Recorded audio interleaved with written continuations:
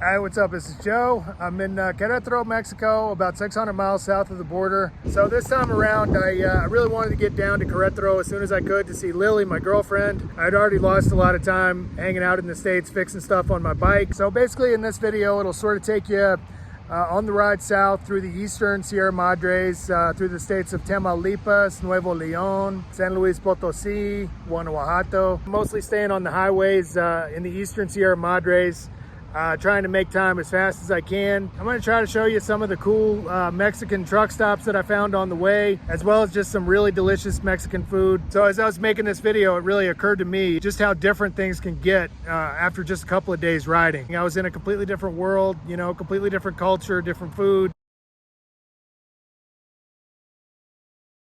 So with that being said, if you enjoy this video, please hit like and subscribe. And as always, I've included an optional donate link in the drop box if you'd like to contribute to this project. Otherwise, thanks for watching, and we'll see you on the road.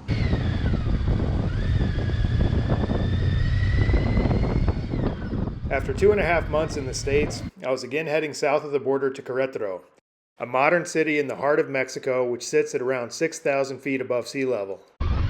This journey would take me across the Eastern Sierra Madres through the states of Tamaulipas, Nuevo León, San Luis Potosí, Guanajuato, and finally to Querétaro, where my girlfriend Lily had been waiting patiently for me while I'd been working and tying up loose ends, not the least of which were an exhausting series of mechanical mishaps on my bike. As usual, I chose Anzalduas as my point of entry. This is one of my favorite crossings in the U.S., as the traffic is typically sparse, and the over 3-mile long bridge spanning the Rio Grande makes crossing a dramatic experience.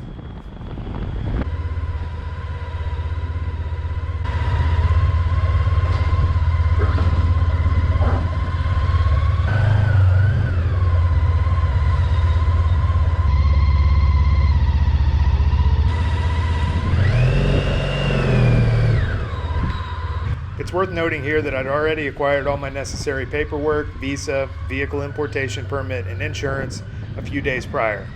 I prefer to take care of all of this ahead of time so that when I'm ready I can just go. The idea is to put as much distance between myself and the more unstable border areas as quickly and early as possible.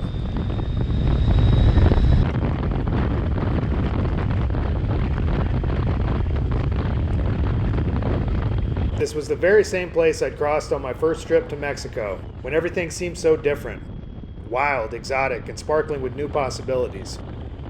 Since that day, I've spent a large portion of the past 3 years here and hardly even noticed the differences anymore.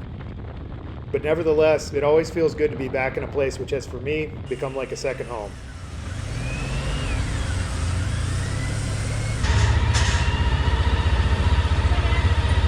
Hola.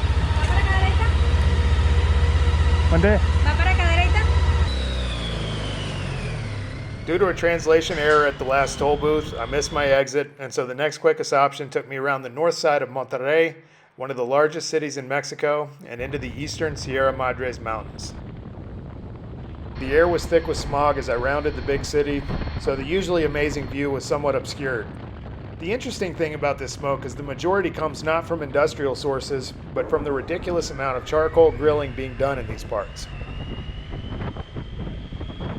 As I began to round the western terminus of Monterrey, the smoke began to clear and I had an awesome view of the Sierra Madres mountains.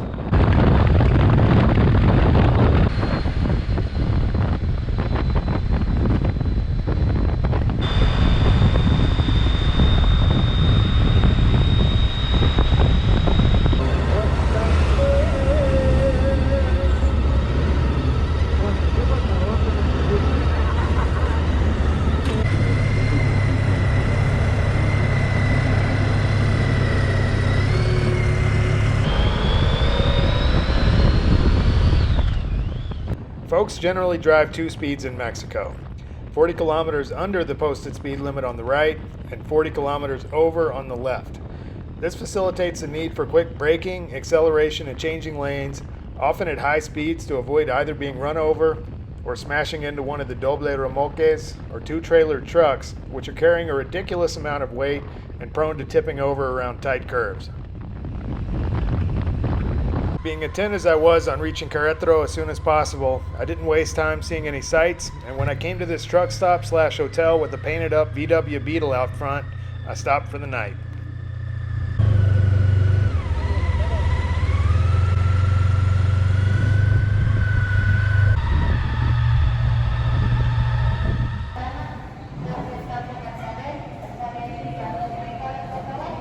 So this right here is basically a Mexican truck stop. There's a little hotel where I stayed last night. There's a gas station over that way, convenience store, souvenir shop. Got a decent amount of sleep. I rode for a good part of the day yesterday. Closer, I believe, to San Luis Potosi. So anyway, just hoping the bike holds up. I've had so many things go wrong. I'm gonna run back to the room, get my stuff, and hit the road.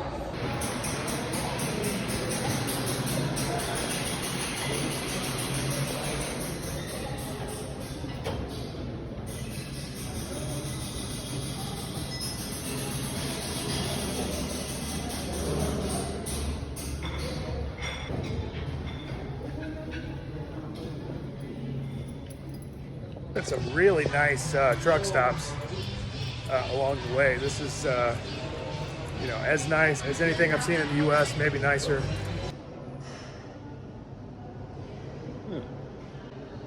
Ain't that interesting? Not too different from a truck stop in the U.S. Gets cold up here in the mountains. It was a little chilly last night. I was glad to be in a room. And it's beginning of May, by the way. And cold, so.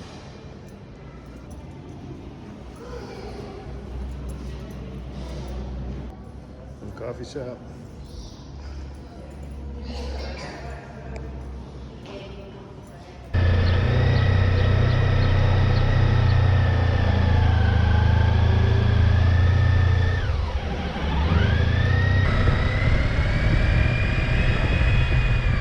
Following an uneventful night, finishing up some last-minute touches on the latest video, I ate a quick breakfast of huevos con chorizo and headed south to San Luis Potosi.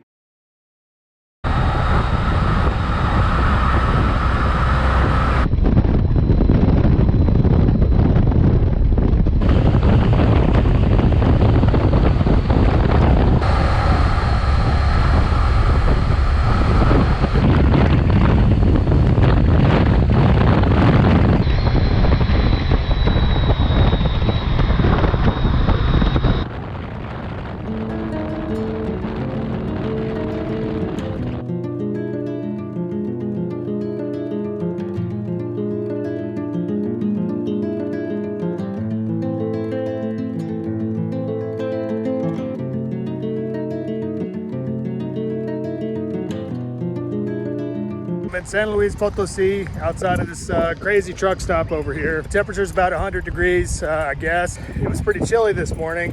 Almost put on a jacket and was shivering for the first couple of hours of my ride. But this is kind of a neat little place here. I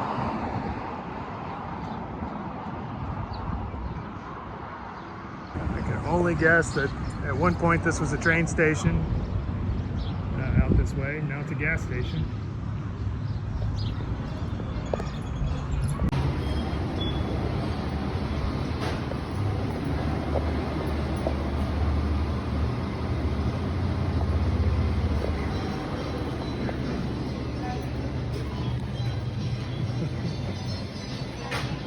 It looks like I'm off my diet today. What are you gonna do? You're en route and they bring out delicious tortilla chips, all kinds of delicious salsa. The salsa in Mexico, to me, I've never had a salsa in the United States that was as good. What I attribute a lot of this to probably is the lack of growing supplements and stuff. They don't have that luxury, a lot of them. Everything's just a lot more natural, a lot more flavorful. The salsas are just absolutely packed with flavor. Train car, kids can go in and play, or adults, whatever. So this place has enchiladas potosinas. So basically the difference from a regular enchilada is instead of wrapping the enchilada in a tortilla and then covering it with salsa, the tortilla itself is soaked in the salsa first, then they wrap it together and then they fry it. And how could that not be good? So, and this is cecina. I guess it can be either beef or pork. In this case, it's beef. One thing I have noticed about San Luis Potosi, food tends to be very spicy. You know, as hot as it is, if you eat something hot like this, it sort of induces sweating. And this is sort of the theory behind where spicy foods come from. If you look at people that live in hotter climates, they tend to eat a lot of spicy food, induces the sweat response. This looks good. I'm cooling off, although there's no AC.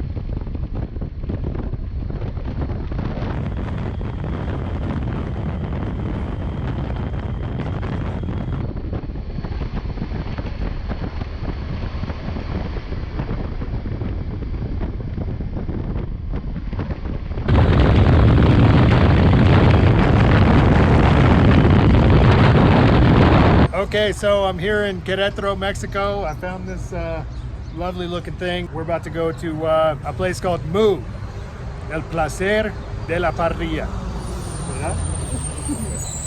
One happy looking lady. And this would be the reason why. This is salmon a la plancha. You can see they got the cross marks, perfect. A la brasa. Patatas, ¿verdad? Puré de papa. Puré de papa, okay. This is picanha, which is a Brazilian style cut of beef. Along this edge is one strip of fat about that thick. That's the typical picanha cut. Not a lot of marbling, it's a pretty lean cut. And gracias. Oh, más. Más pan.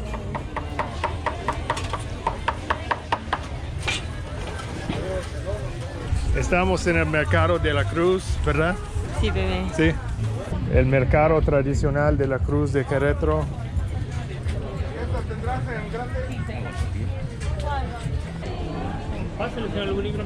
Gracias. This is the place to go. Whenever in a foreign country, especially Mexico, always go to the market. This is the best way to experience the cultura auténtica. Es donde la vida existe.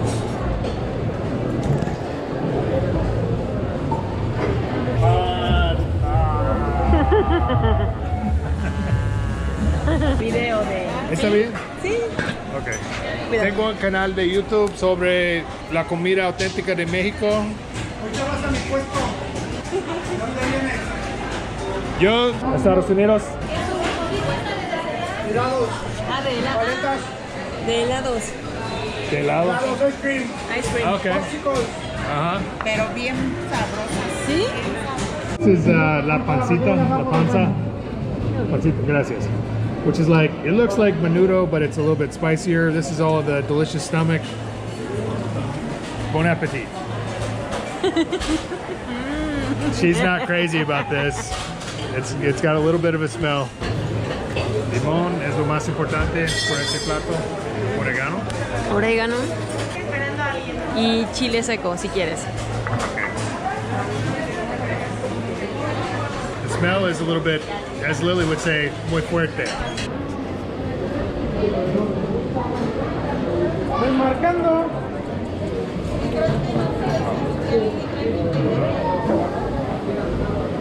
Muy rico.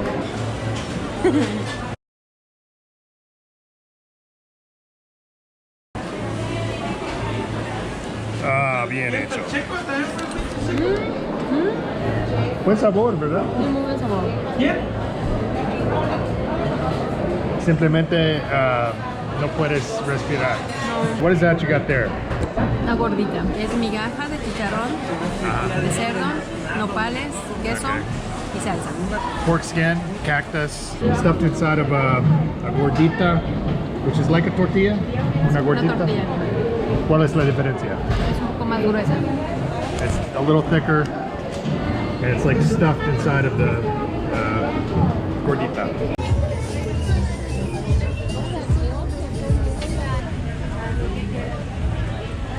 ¿Cuál año es, perdón? 84. 84.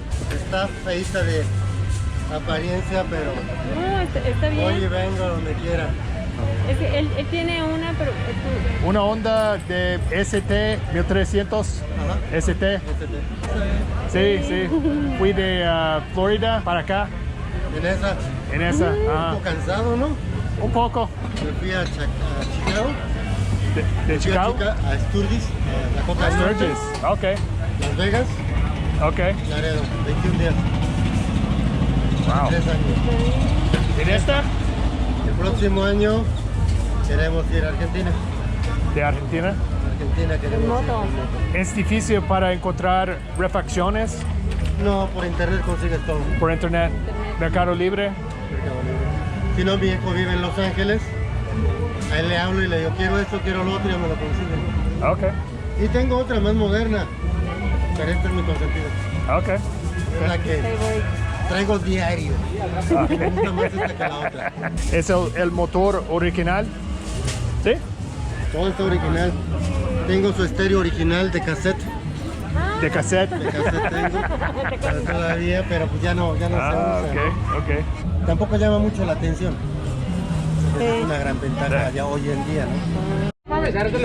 Más adelante o ahora, ahorita. Well, I feel like I've done a very Mexican thing. I haggled with the owner who was selling all these grills outside, right? He just had a stand full of cookware and stuff. So now I have a way to grill my delicious Arrachera, Mexican cuts, filet mignon, chorizo. de todo, chorizo verde. 15 or 16 bucks, 17 bucks, I guess, for a grill. And so we're gonna fire this thing up tonight.